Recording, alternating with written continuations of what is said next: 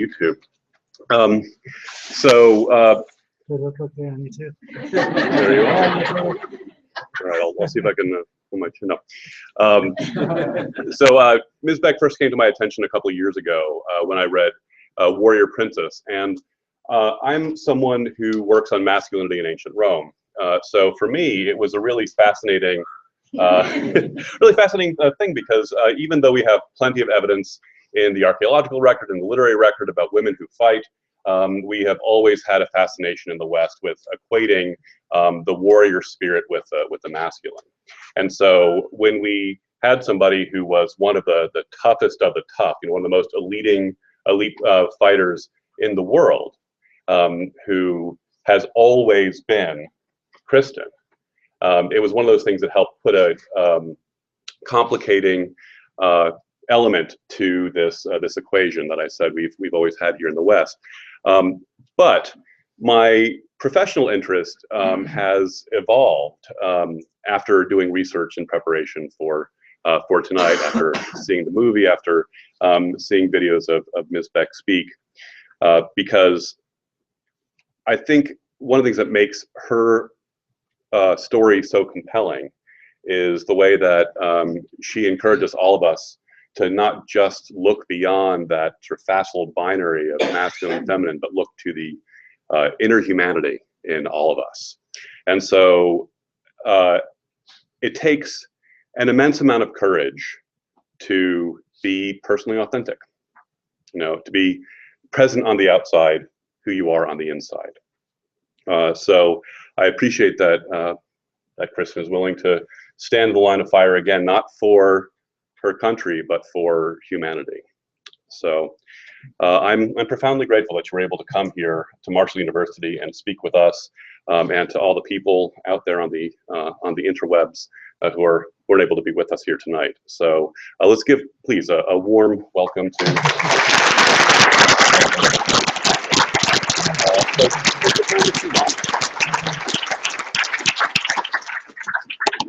Is it better if I point this like that? More lights in here. How's that?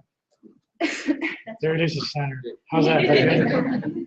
So I would like to just first start out that I've given talks at like the FBI and some of the other agencies and pretty much all over the government.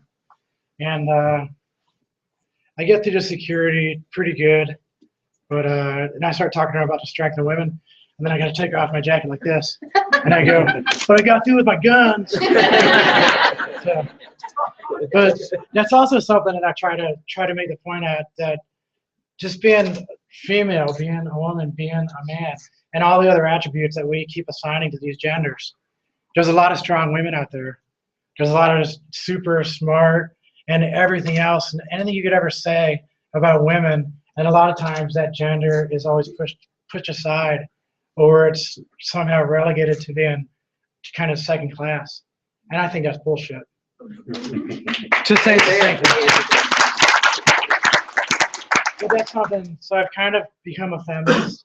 I kind of want people to understand that being a woman, being female, it's not like, even myself, I have no surgeries, I haven't done anything. This is the same face that was underneath that beard.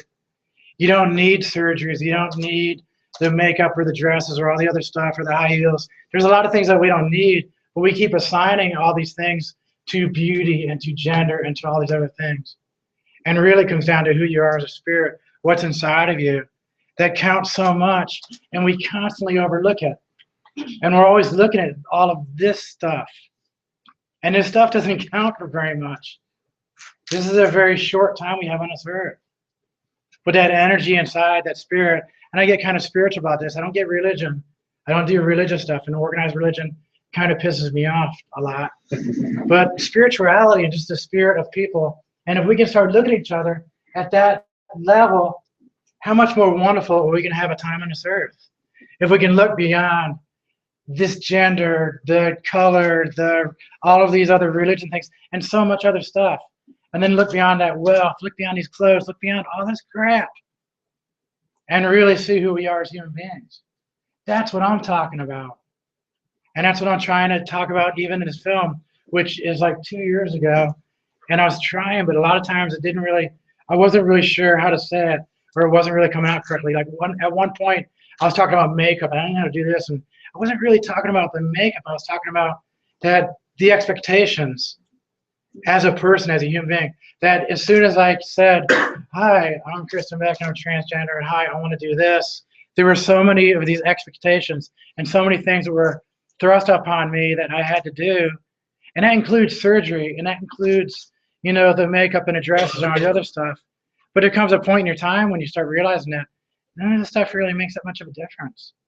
And then when I started actually liking myself, I was able to be a lot more beautiful to myself, which made me more beautiful to people around me as a human being. Forget about being female or male, forget about all that stuff. Just as a human being, being a beautiful human being makes you beautiful.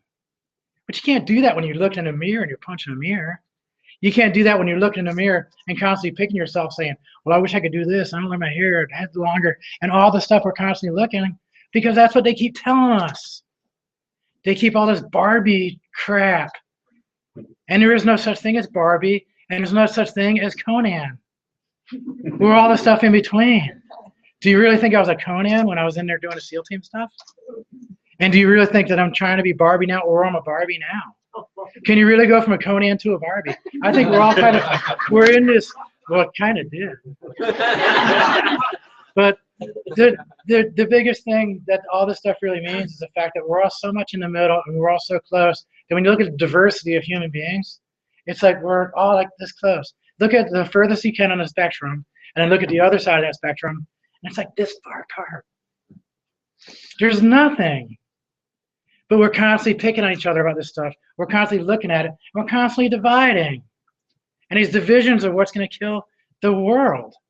I mean, we're screwing up so much stuff already, but why do we keep screwing each other up? We just keep messing with our heads and doing that. So I'm the anti-Barbie. And I'm an anti-surgery, and I'm anti about a lot of this stuff. And maybe someday, like, heck, I used to wear tons of makeup, and I'm not wearing that much anymore, a little bit here. But there will be come a time in our lives where we just say, you know what? This is what's beautiful. What I have inside is beautiful. And all this stuff doesn't really count for that much. When you get to that point, you're going to have the world be right there. They'll be looking at you going, wow, what's going on with you? Did you cut your hair? Did you change your makeup style? Are you wearing something else? What are you doing? I like myself. I like who I am. And I know I'm beautiful. And that's what's shining out. It's not all the other stuff. You get it? A little bit?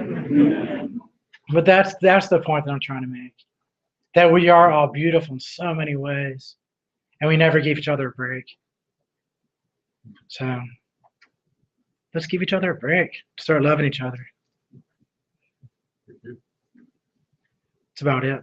Now that I thought about it, I can talk for an hour.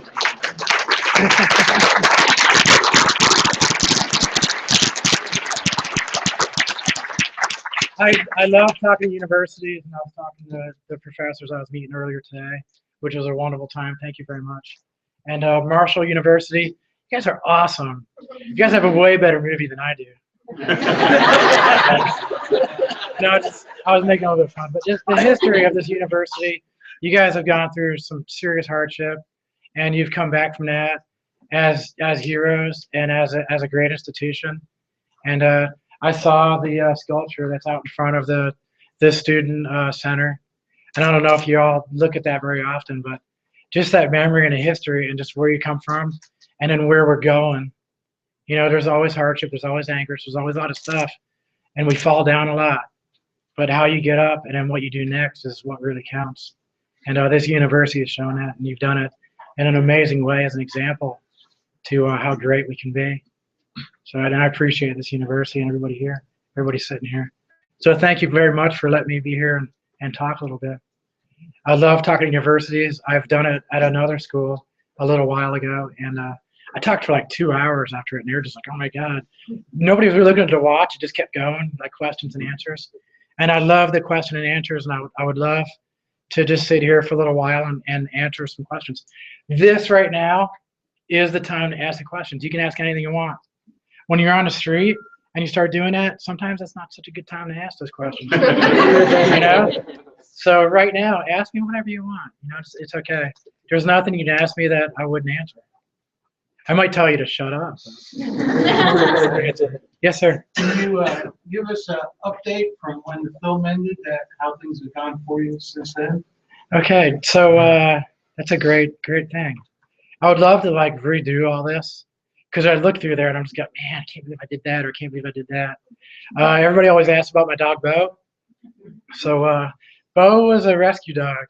He was part of a litter of about 8 dogs that they were growing them up on a fighting farm where they fought him.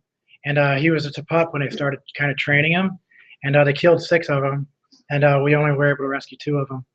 And those people are in prison. But so we rescued those 2 dogs. I had Bo for a little while. I met a gentleman. He had cancer and he didn't have very long left. And he had a son. And the son really loved Bo.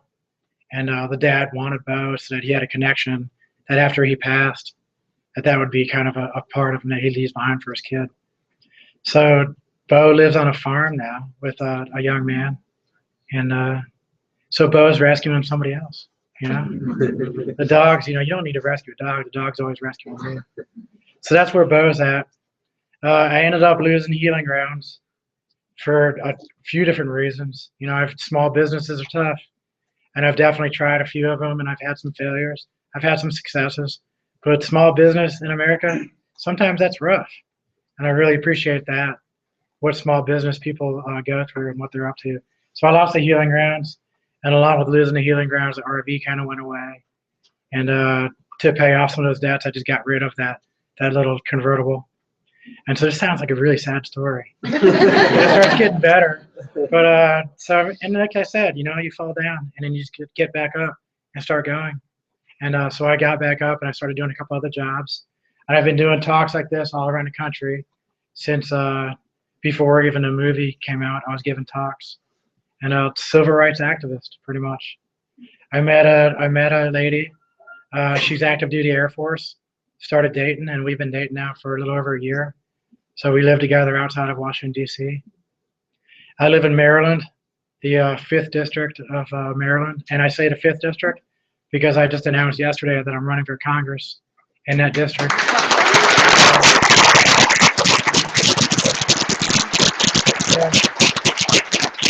So I think that there's some changes we need in this country. There's like a 9% approval rating in Congress. And so that's part of this whole story. That next part of that is that there's a lot we can do a lot better. And I think we do need some of the, a little bit of that younger generation, or, you know, to getting back in touch with the people instead of professional politicians that have been there for 3 or 4 decades. So, and I want to be one of those people. So I say change for the millennia. Hey, millennials. But I'm just, I just want to make a point that I think we can do better. And if it's that calling, if it's something that you need to do, then that's what I feel. I feel that I can still serve in another capacity, and I want to do that. So everything's going pretty good. 220-gallon fish tank with a bunch of saltwater fish in it, and my girlfriend, and a truck. I'm pretty happy. So how's that? It's close. Yes, ma'am. Is there, you say that you have felt that all along since you were little, Yes. that you wanted to be a woman instead of a man. Yes. Do you think that there's a way that kids, teenagers, kids, whatever, would want to transition, that they just get that in their head, that they don't really want to do that? I see what you're asking. Some people do that. Yes, I see what you're asking. So I felt like this, and the question comes down to the point that I felt like this since I was a kid. And I would say it was like 2nd or 3rd grade. And then it was just kind of something that just started happening. And then myself feeling the way I did, is that something that teenagers or younger kids could get that in their head, and either it really is part of their life and it's really there, or would they be confused by it because they see it going on? And I think that was your question. Yeah, is it real? I mean, how do you know if it's real? So how do you know if this is real or not? Yeah. I will use one example of a young friend of mine. He's in like 2nd grade, I think now. So she at the time was always being tried. The parents were always doing the pink, putting the dresses on her, and doing all the other stuff. And here's what you're doing. And then she was constantly in the father's closet, sitting in the closet, all closed doors, and holding on to his suit jackets, pulling them off the hangers, and hanging on to him, and in there just crying, like all the time, putting his shoes on with a jacket around him, and just crying. She just couldn't, and they didn't know what was going on. Constant tantrums every time they tried to put a dress on it or anything even slightly feminine. And it was like, well, what do you do with a kid like that? Couldn't go to kindergarten, couldn't do the school or anything because it was just such a nightmare, really bad. So does that kid just saw something and now no, that's like really deep in there. And I know that I grew up in the 60s and 70s, and this is something that I knew, but at the time there was like no outlet for it. There was nothing. The first time I did it, it was like a smack in the head. You know, when you even see anything slightly like that. And we were Conans. That you had to be Conan. That's all there is. You have Conan. And then my sisters were doing the dishes, and they were Barbie. But now we have the flexibility, I think, in our society that parents see it. And when you see a child that is in the closet holding on to dad's suits and doing that, and such a deep set feeling of that child's own identity, how do you deny that? How do you even argue with that? And so the parents finally came around to the point that they were like, okay, this is what's going on. And now the child's growing up, you know, as Ryan, as a boy, as a little boy. And he's a wonderful little boy, happy, tough, he's a cool kid. But if you would have seen a year before that, couldn't even speak to the child. The kids know. And if you're a teenager and a kid starts experimenting or start doing something like that, well, what the heck would it hurt? You know? Put a little nail polish on and go to school and do what you want to do. And then the bullies is the only thing I would worry about, is a bully him in school. And that's something that I wrote a comic book and did a bunch of other stuff and trying to do these anti-bully campaigns to try to just let kids know that there are a lot of different people out there. Give them a break. So as far as kids being confused by this, kids will see this film and be confused by it. Heck, it might happen. I mean, I could never say, you never say never. Is that word? Never say never. But it's just something that I can't say if it would ever be a kid would be like, I'm not sure what's going on, but I really doubt it. If you're a kid and you're doing this and you're going to high school, you're going to junior high or whatever age, and you're going to that point, oh my God, that's a giant commitment to do something like this. That it's just, and the parents, I mean, it's therapy and it's everything else, and just talk about it. Kids know a lot more than you give them credit for. And that's pretty much what I say. Just listen to them. They know a lot more about themselves than you would ever. Yes, ma'am? I've seen some families that maybe have two boys or two girls, and maybe they were hoping for a boy or a girl. And do you think there's some influence maybe with the parent that maybe like pushes maybe more of a masculine or a feminine trait because that was kind of what they wanted? Yeah, sometimes that happens, and a girl might be a little tomboyish, and a boy might be, but I can't say it gone to this point. Just like that kid that was in the closet, Brian. I mean, the parents kept putting all the stuff on him, and then he wouldn't do it. So there are kids, that's the same thing, like the resilience and just the human spirit, and you know what you know. I can see it maybe moving 1 degree out of 360, but there's no way that. And if it's something that did happen, I mean, it would be a backlash, you know, from that kid at some point when he gets a little older. That it would just be terrible. Yeah, and I've heard stories about that. That it was like, I mean, you hear the horror stories like that about stuff happening, and then the kid turns out really bad. So you just can't force stuff like that.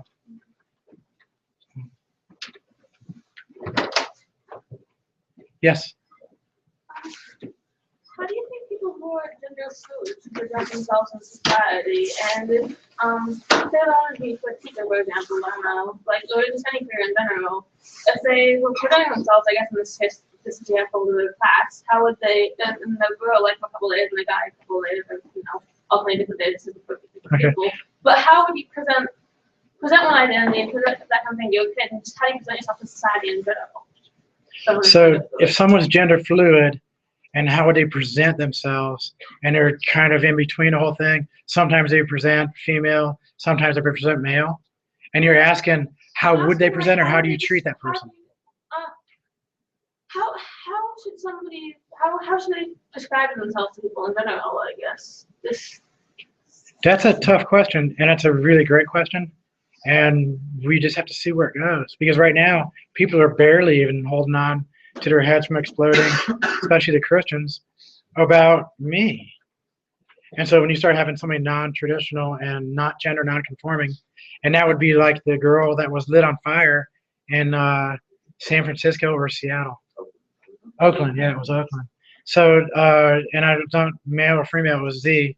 So they were lit on fire because mostly male looking with a skirt on. It's people's heads just need to get around the fact that we can be queer and we don't have to conform to it. I feel like it's hard enough when somebody had one image of a person and image shifts to something else. But if the image they have of the person, if the person is presenting themselves in a prominent way, I feel like that's almost even harder. It's totally harder. Yes. Gender nonconforming is going to be something that is going to take a little while for people to start understanding. And especially using the gender nonconforming or the neutral pronouns, the Z, they, them, instead of using him, her, and all those other male or female pronouns. So that's something really hard to get your head around. It's weird because But it's not that hard when you think about it. It's weird because it almost seems like you're describing yourself as multiple people. I wish there was a gender neutral pronoun that was more singular, I guess. I know, I wish also. I would very greatly appreciate being gender nonconforming a lot more into the middle. And if you see me on a day-to-day basis, you're going to see me in jeans and a t-shirt and just kind of, you know, just not really worrying about too much. But as far as pronouns and as far as how you're presenting yourself, if you see me right now and you see Kristin, what pronouns would you use? Because it's kind of how you're presenting. Then if you saw me and I had my hair all cut off or whatever, no makeup, a pair of jeans on a t-shirt, and nothing really feminine, maybe some earrings in, but nothing really feminine, how would you describe me then? And these are all the questions that come up a lot. Now I'm constantly referred to as, you know, even in the film from my family members as he and him and all that. And it's like, wait a second, girls don't have boobs. And they don't wear makeup in this dress and all this other stuff. So can you at least do a little bit of respect for the fact that you see how I'm presenting myself to give me enough respect to use the proper pronouns? And an example I use is that when someone gets married in your family and they take the name of the husband, so to say, Kristin Hills, I get married now, Kristin Beck, like instantly they start calling me Miss Beck. And nobody even thinks about it. Why is that? Well, because I knew you for 40-something years as this, and then you got married and changed your name. It's really hard for me to get my head wrapped around it. No, you wrap your head around that in like 5 seconds. And you start calling that new wife by the husband's last name. Right? So you freaking kidding me that you see me like this, presenting myself in so feminine attire with a skirt and makeup and lipstick, that you can't wrap your head around this when it's so in your face, but you can wrap your head around last name, but it's not, how does that show in your body? It doesn't show anywhere. Your last name changed, but you wrap your head around it. So come on, people. You see how somebody's presenting, use it. But if they're presenting very gender nonconforming, the best thing you can do is ask. How would you, I've met you a few times, and I'm not really sure right now because you're presenting kind of non-conforming, and I would love to, I want to be respectful. How do you want me to address you? Bam, done, right? So, common sense is not always so common. No, maybe it is. Can you tell us what But you're yeah, inventing? thank you for that question. Yes. Yes. I said, can you tell us what you're inventing? Oh, the thing on the phone. It's a little underwater project that I can't talk about. So it's a really cool project that I can't talk about. Question over here. Yes. I remember one of your friends saying how he doesn't get how you did the documentary and Anderson Cooper in the book. Why did you do that? Why did you do the documentary? Okay, so I was on SEAL Team 6 and on transgender. Do you think TMZ would pick that up or somebody else would pick that up? Somebody's going to tell the story because it's pretty, like I said, the Conan and the Barbie jump about what everybody sees. The perception in people's heads is this giant leap across this giant chasm of gender. So somebody's going to pick the story up. So why would I want TMZ or why would I want a bunch of other people telling my story? If I can tell it and I'll be able to tell it the truthful way, in a way that would make sense, in a way that would be a little bit educational. Because especially when I first came out, I started looking at the stats, and there's like a suicide rate of something like 60%. When you start looking at LGBT youth and the kids, the teenagers and such, it's like high suicides, constant bullying, constant like really bad anguish and pain and everything else. And the reason that happens and the reason it's really there is just education. Is that people are just ignorant about the fact that I'm a human being. People don't see that. They start seeing labels or they see something else. And so if I can tell my own story in my own way and also kind of educate some folks along the way, much rather do that than just hide in the darkness and be a TMZ and have people making jokes about it. So that's why I wanted to put some information out there. I want this to be kind of an educational thing. And if it has to be me with this weight on shoulders, which it would have been anyway, I'd rather have it my story and my way and possibly help out some of these kids. So thanks, everybody. Thanks, guys. It's a school night. No, really. My question was, do you wish you would have come out earlier in life, or do you think when you came out was an appropriate time? So the question is, would I want to come out earlier in life, or is this appropriate? So for my life, and this is the thing about the journey and our lives and where we are going from, through our journey, and I love just calling it a journey, is that at that time, this is the only way I could have done it. For me to do everything I had to do for my own spirit or for my own growth, whatever it is. So going through the SEALs and doing everything I did, and then I retired, and then I kind of had about a year or so just to sit back and kind of look at my life and where I am, where I came from, and where am I going? And then this happened. And I said, I got to do this. This is where I need to be. So for me, this was perfect timing. And for my young friend like Ryan, he's in 2nd grade now, I think. His right time was right when it happened, right when he did it, as like a kindergartner. So, and that's up to everybody where you are. And it's your journey, and it's your growth. And you can color your hair, or you could wear your dress, or you could do so many other things if that's what you have to do to grow as an individual, to fulfill your own needs as a intellectual, sentient being. Or you can just forget about all of it and stunt yourself. And then you got to come back as like a cockroach or something. No, I don't know. You have to grow yourself, and it's your journey. So make those choices, but you have to grow. Try not to limit yourself. Yes? I have a second question. You lived a large portion of your life walking in a male way, having your voice of family. How did you learn to present yourself in the way that you felt was most fitting? Like, did people help coach you in a more feminine way, walking in a more feminine voice, or did you just kind of learn it yourself?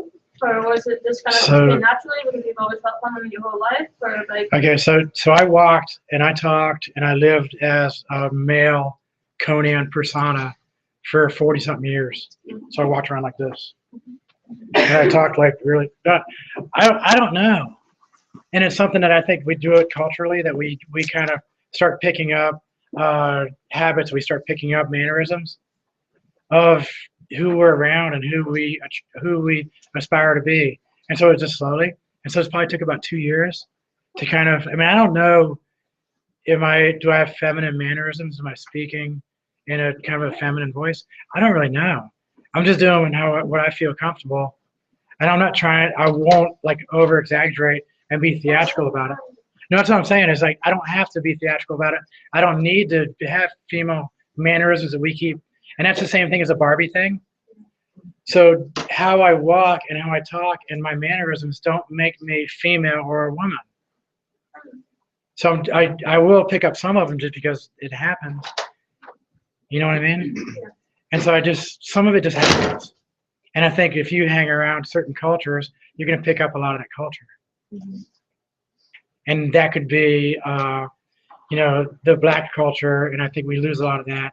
A lot of the white culture. If you're living in Asia, you pick up a lot of that. Because I spent a lot of time in Okinawa, and there's a lot of things that I picked up while I was in Okinawa that I didn't even know I was picking up. And when I came back, people were like, "Wow, you have doing this." So no matter what culture, and we all have these little microcosms, it's all little microcultures that we all live within, and we might not even know we do that. And it's a shame that all those microcultures should survive intact. And we were talking about this earlier. And I love that we have these microcultures because that's a diversity and it makes all of us better. And so part of that microculture might be the LGBT community, and it's a transgender community. And you also have that one in gender, the female culture, and in the male culture. We all have, and so trying to have a bunch of these and mix them all up into the big great thing. I like having pieces of them and making it a little bit more evident. And I told Anderson Cooper, he says, "How'd you go from being a man and doing that, and now you have a dress on, you cross your legs so perfectly like a female?" And I go, "Well, any dude, you put a dress on, you're gonna pretty much do your legs like that because if you start sitting in that dude way, it just kind of it doesn't work." So there's a lot of things you pick up just because of what you wear and what you're doing. So, and I love that the microcultures would be a really cool study. We spoke about that earlier. And it alludes to a food court and a Taco Bell and a Burger King and a pizza joint and all those pieces of those microcultures. But then everybody comes in the middle into that real sterile chairs, all the same and everything. And it's like, keep those. I want the separate and those little cultures to remain as much as possible. That's why I love Black History Month. And I love having all those other pieces of our traditions being upheld within the country to celebrate all those cultures and all that diversity, and always learning about the other cultures so you can have respect for it and keep it alive. It has to stay alive. Don't let it die. That's another way off topic. Sorry. Yes. Do you feel that the tough exterior that you acquired in training to become a lady still helped you maybe deal with the negative opinions of society better? So the armor of a SEAL and the Yeah. toughness of a SEAL made me deal with. Did it help you deal? Did it help me deal with this, with Yeah, transgender, the with my negative own? aspects from Yeah. society. Okay. The negative. I could say, and it says it on the film, that about 13% of our country serves in the military, our veterans. So 13%. So if you had 100 people in here, 13 of you would have served in the military. But now if you take a transgender group of people, 100 transgender people, that number would be 26 or 30%, is double. And what I talk about that was that armor as, thank you everybody. So I joined the military, and I think a lot of trans women join the military, male to female. We'll join the military because we're trying to hide stuff, we're trying to isolate, we're trying to build the armor and protect ourselves so that nobody can get in. It's all protection. So myself, I would join the military as a trans woman to build my armor and protect and isolate and be stronger so it won't slip out and nobody's going to find out, because I'm really scared of everybody finding out because they'll kill me or they're going to beat me up, and all the prejudice and bigotry against who I would want to be is so bad that I have to bottle it up and protect myself, right? So a bunch of us will join the military because that's a great place to build that armor up. And then on the other hand, you have trans man, who is a female to male transgender person. If they go into the military, they're wearing the same uniform as all the guys. They're fixing trucks, and they're getting medals for it. So you're basically getting medals, you're getting awarded for being a tomboy, which is what a female to male, a trans man would want, is to be identified so closely with male environment and everybody around you. It's a great place to join. Get awarded for being a tomboy. That's awesome. So on both sides of the spectrum, being a trans female, I'm going to go there for protection and armor. And as a trans male, I would go into the military because I want to be a tomboy. I want to be a male, but that's a good place to hide and yet fulfill everything I would want to do as a person.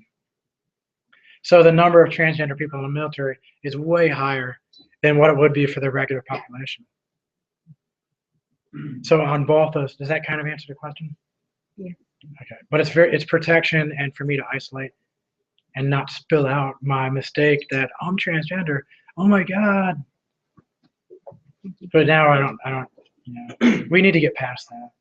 And I can't wait. And I'm working with the military on trying to figure out how to have transgender people serve openly. It's still denied from U.S. service people right now. If you're transgender, you cannot serve. So they continue to hide. There's 15,500 transgender people in the U.S. military right now in uniform. 15,500 people in hiding. 15,500 people not at their top, not doing the best they could, not fulfilling their own lives at the furthest they could. They're being stifled. They're being shut down. They're being isolated. They're in anguish and pain. It's kind of a shame. That number was the Williams Institute. So you can look up Williams Institute and transgender military service. Good way you can Google that. But and I don't know if you're familiar with the Williams Institute, but they did an intense study and did all the numbers and did a bunch of they did everything they had to do, and it looks pretty legit. So we're all using that number. And it was a study by a couple of other groups too. So it's an accurate number. We've got time for about one more question. One more question. Who's it going to Well, be? and then we're going to have So many reception questions? afterwards, so plenty of Who's got the best question? I do. I do. Can we hear the questions and I'll answer one of them? Question, you have 10 seconds. Okay, you talk a lot about your journey and my journey and everybody's journey. But how do you balance how your journey affects those around you, such Okay. as your children and your ex? Okay, question. I was thinking like the women's music festivals and like RuPaul's Drag Race, Yeah. Drag Race, where the gay and lesbian community has kind of clashes with the transgender. Yes. I just want to know your opinion on I can answer that really quick. What was that other question up here? I was just going to ask what you thought the hardest part of your journey was. Okay. Hardest part of the journey was just trying to understand what a woman really was and then getting past the point that a woman, it's not the makeup and getting all the surgeries, all the other stuff. It was more like it's like a mindset. It's like compassion and a whole bunch of other stuff wrapped in one that men don't get it. You guys are from Mars. But no, there's so much wrapped up into what a woman really is. It's about the compassion. It's about connection. It's about feeling. It's about power and strength. But also it's about adversity and pain because women are second-class citizens. And so trying to fight through all that and become unequal, it's a tough struggle. It's a constant struggle from what I see. RuPaul's Drag Race and the drag society, and that's a microculture within the LGBT community, and how they fight with transgender, appear to fight with transgender people, I think is mostly because it's TV. TV is bullshit. Can't believe it. I love drag queens. I love the show aspect of it. I love the culture, and I love the gay culture and the lesbian culture, which are also totally different. And then you have the transgender culture. So it's a matter of studying those microcultures and looking at them and see where our intersections are. And the intersection between myself being transgender person and all my drag queen friends is a lot. And it's getting past the clothing and the shows and being gay or lesbian, all that, and the connections we have to make our greater culture of the LGBTQA. That's all the allies also can be part of that culture. Many of them choose not to be, but come on into that culture and check it out. Our culture is better as the group all getting along together. And I don't like the fact that RuPaul Drag Race and the transgender and other people and doing this little infighting. It's not cool. So, but we get along good if we let ourselves. So join the culture and look at it and enjoy it. Celebrate diversity, awesomeness. And 1 minute or less. What was the question? I'm sorry. How do you balance or recognize Balancing my journey to. I have a new book, and one of the chapters in my book is called Unintended Consequences. And the thing is, the unintended consequences you will never know gives. That's why they're called unintended consequences. The consequences of my journey and what I'm doing are immense to my kids and to family and to a lot of other people and to friends. I've lost friends. I've gained friends. I've lost all kinds of things. I've gained a lot of other things. And trying to balance all those out is like the hardest thing to do. And that's why the unintended consequences of my life have been pretty bad on my kids, and I'm trying to heal some of that up.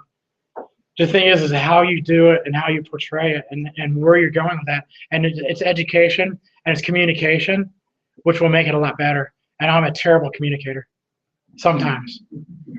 So with my kids and when I get real personal like that, and it's really hard for me sometimes to talk about those emotion, things. And I did that with girlfriends, and that's a real difficult spot for me. This right here, I love to communicate, and that education thing, I'd probably be a really good professor, but I'd be a terrible psychologist. Does that make sense? So communication is the key. If you don't communicate parts of your journey enough so they kind of understand where you're coming from, that they understand that this is from really deep in here. This isn't just something I'm doing this. This is real. This is really something big for me, and I got to communicate that. The more that you can communicate, the better they're going to understand it, the better you're going to be able to make those unintended consequences not as brutal or not as bad. Right? Okay. Thank you. So, and it was that really good Suicidal Tendencies, that really good song about that. It's about, I just wanted to cook, and she wouldn't get it for me. And it just, but the teenagers, and I know it doesn't make any sense in your heads right now, but for teenagers having that communication, be able to tell their parents what's going on in their heads. This is what I'm feeling, Mom and Dad. This is what's going on in my life. This is what's happening. That small communication would heal that chasm up between the parents and the teenagers so much. And it's the same thing that I'm talking about, the unintended consequences of my life. That teenager, communicate. Because a little bit of that, telling them what's really coming from, will make the difference between you leaving the house and being homeless or you healing up the thing with parents. Because parents, they love you. You got to communicate. Where do we get the book and anything? The new book, I would suggest it should be out sometime soon. What's the It'll title? be called Lady Valor. What's the title? The title of the new book will be called Lady Valor also, and then some subtitle. The old book, Warrior Princess, I would highly suggest not. I'm still in lawsuits and I can't talk about it, sorry. But I've actually put really, really bad debt right now and anguish, and I can talk about that one really bad, but I freaking hate that book. It was the worst thing I did in my life. That's Warrior Princess. Yeah, Warrior. I'm not allowed to say the title. Just want to make sure I'm not buying the wrong book. Yeah, but if you go to my Facebook, and if people can follow me on Twitter and take a look at that, and the numbers would help me as I'm running for Congress. So it's at the Lady Valor. But I have a lot of stuff on there, and I point to some of my sneak peeks, and I do op-eds all the time. A lot of other stuff, I've written it. And if you find that Twitter, you'll find all the other stuff. So. Now, before you applaud, I have a couple plugs and a couple thanks to do. I told you I could do this for like hours. I love talking about stuff, and it's my journey, it's my point of view, and it's not condoned by the university or by the government or anybody else. But please educate, read stuff, take a look at it. If you don't know something, ask. And there's people out there, we're so freaking diverse and so awesome. Watch some documentaries. I know they're boring, but there's so many cool things out there. Just go out and look at stuff. Be adventurous and curious. Yeah, well, and so I think that was wonderful. The president's office sent a small gift to you. I also want to make sure that we properly thank Sexuality Studies. The College of Liberal Arts gave a great deal of funding to this, as well as the West Virginia Humanities Council, and Women's Studies and Religious Studies, and of course, the president's office. Before I let you go, I just want to tell you about a couple other events we have coming up. So this coming Monday, we are having Wizard of Sexuality Studies, where 5 different professors from around the university are going to be up on the dais. You can ask questions from the audience. You can tweet in questions to our Twitter handle at MUSexualityStu, STU. I didn't pick the name. And the people in the audience have clickers, so you vote for who gets the best answer, and the winner wins a hat. But it's a really fun, sort of edifying and ridiculous event. That's this coming Monday from 8 to 10 in Smith Hall 154. Also, on the 10th of March, 2 sexuality studies professors who are associated with the classics department, so near my heart, will be giving papers that are sexuality themed. Dr. Christina Franzen will be giving a paper entitled "Look No Further Than Yourself: Seneca's Oedipus, Deoculation," yes, pop, and the Futility of Introspection. And I'll be giving a paper entitled "Is Bestiality Worse Than Gender Bending? Sisyphe and the Problem of Chasing Tail as a Man" in Ovid's Arts of Love, Book 1. Trust me, it's going to be a great time. So, And then so that's going to be there's a 10 March from 3 to 4 in Harris 403. All this information is on our webpage, so marshall.edu/sexuality studies. And then finally, Thursday, March 26th, from 7 to 9 p.m., we're going to be screening Goodbye Golly Mountain, an ecosexual love story. And both the filmmakers, Annie Sprinkle and Beth Stevens, will be there. So keep an eye out for us on our Twitter handle at MU Sexuality Stew. The video from tonight will be up on youtube.com/MU Sexuality Stew, or just Google Sexuality Studies in Marshall and you'll find us. So, yes. Thank you, President. On March 6th, Friday at 6 o'clock, at First Congregational Church, we are having an anti-bullying rally, and Landau Eugene Murphy will be our keynote speaker. And so let's hope. Excellent. Well, thank you. So let's give a big round of applause to the class.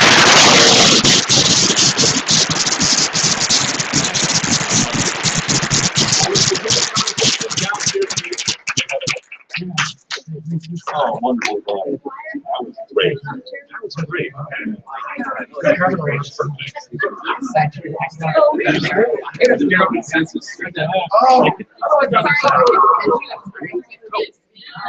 You really want to?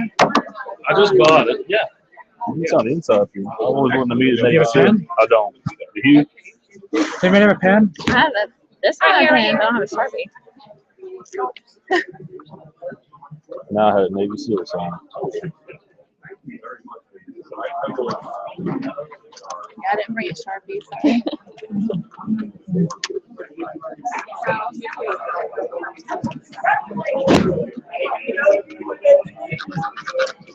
Cool. Thank you very much. There's a vet's hat now. There you go. That's cool. Thank you so much for coming tonight. Thank you. What do we sign? Anywhere, it's just a note of paper that says a sign up and your change. Hey, Debbie, did you have a good time? I did. Awesome. Thank you. Thank you for your service. Thank you so much. Good luck with Congress. Thanks. I'm gonna do it. Hey, how's it going? My name's Travis, and this is Cooney with the Thank you. Marshall Veteran Association. We're gonna get the T-shirt. Oh, wow. Oh, wow. Yeah, we got a large, extra large. Oh, hey, I have T-shirts also. If you look at the back of that shirt, if anybody wants some T-shirts, I got movie shirts. Sweet. I'll give you guys some movie shirts. Okay, that works for us. We play around. Hi. Thank you. Yeah. All right. Thank you. Thanks. Is it good? Thank you. Hi. Thank you. Thank you. Sorry. Hey, no problem.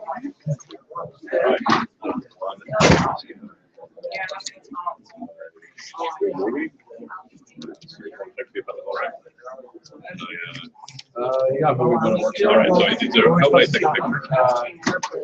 Oh, no. Hey. I just wanted to get a picture with you too, and I wanted to say thank you for you. I know, you can always tell when it's too bright, right? Thank you. Thank you very much. So, what room is it upstairs? In the atrium, so just if you go out the stairs, you'll see it. In the atrium. Yeah, so if you go down the stairs, you'll see booths. Is that the atrium? I think that's. There you go. Thank you. Have a good second floor. I want to give you a hug. Sure. Thank you so much. It's It's a big glass room with a whole bunch of pottery on the outside. Okay, so good. It's like the glass enclosed with the case and the vases and that sort of. Okay. Hey, how you doing? Thank you for the note. You're a sweetheart. Yeah, I have no idea. What's your name? Ellen. Helen? By the way, if Is it E.L.? L-E-N. But by the way, if District 5 doesn't work out for you, move to District 9, okay? Because I'm in the great state. I'm out of state. I'm in Maryland. Okay. But I'm Oh, you are? I'm District 9, not District 5, so I can't vote for you anyway, because I live in the wrong place. Slightly. Only slightly. I'm closer than the rest of them, but if District 5 doesn't work out, switch to District, well, I don't know if you can switch to District 9, but if you can, try. I don't know, maybe. That's awesome that you're from Maryland. Thank you so much. Thank you so much. I'll probably see you around. It's not too far away.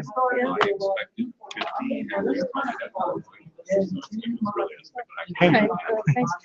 Thank you. My boyfriend's a trans man. What's the best thing I could do for him? He's your partners, and it doesn't matter what's going on. You guys just, I mean, what else can you say? You're already doing it. So you're already doing the best you can do. And you use the pronouns that he wants. That's pretty cool. So that's a huge thing. But you know, I mean, there's always going to be some people out there that get a little weird. Right.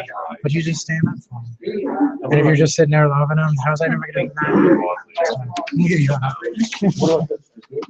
So you're already doing the best you can. Tell them thank you. Thank you. I want to shake hands first. Hey, Thank you. Thank you for everything. Thanks. Did you get the photo? Yeah. I'm not gonna shake hands with my baby sister. Hey, what's up? Baby sister? Thank you. MMN3 traffic. What's that? The new. Oh, okay. Okay. Could I have Yeah. a picture? Yeah, yeah. Are we far enough away?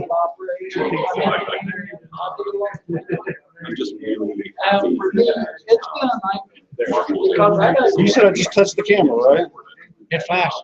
Oh, it did flash? Okay. Thanks. You enjoyed it? Was it fun?